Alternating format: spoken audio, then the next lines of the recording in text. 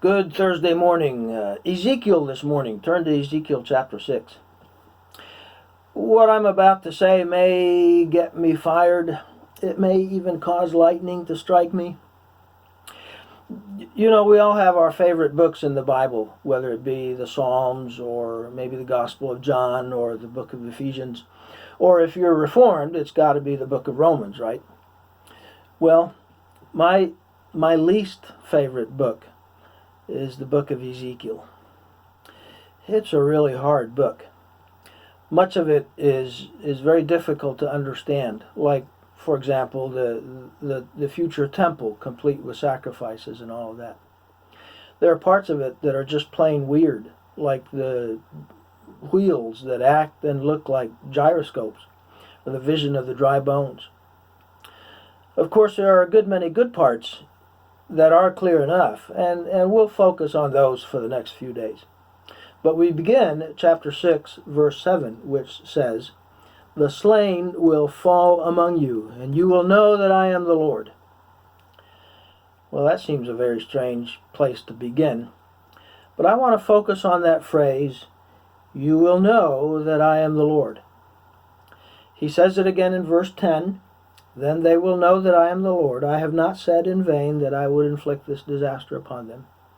Again in verse 13, "Then you will know that I am the Lord."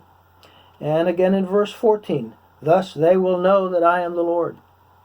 In fact, that phrase occurs some 63 times in the book of Ezekiel. Either "you will know that I am the Lord," or "they will know that I am the Lord," or "the nations will know that I am the Lord." So it must be important if it's repeated over 63 times. If you read Ezekiel, look for that phrase and mark it. It is important. You who have raised kids, you know all about this. Or if you were ever a teenager, you know all about this. You tell your child to do something, and he protests, and he whines, and he demands to know why I'm supposed to do that. And you try reasoning for a while, but the whining continues, and he keeps asking, why? Why should I do that? Eventually you say, yeah, you guessed it, because I said so, that's why. The thing is, as a parent, you know that what you're telling your kids to do is for their own good, or it should be, ideally speaking. You're not just being mean or pushing your weight around. Oh, I'm sorry for that insensitive remark. You're not heavy. Yahweh is our Heavenly Father, and He knows absolutely what is good for us, what is best for us. And He demands that we follow our instruction, not because He's being mean or a bully, but because it's the best thing for us.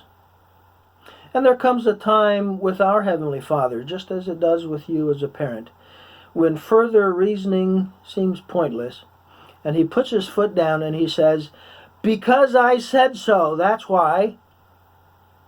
Only in the Bible it reads, you shall know that I am the Lord. The time is coming when every knee will bow and every tongue will confess that Jesus Christ is Lord, from the least of them to the greatest of them, to the glory of God the Father. I'm looking forward to that day.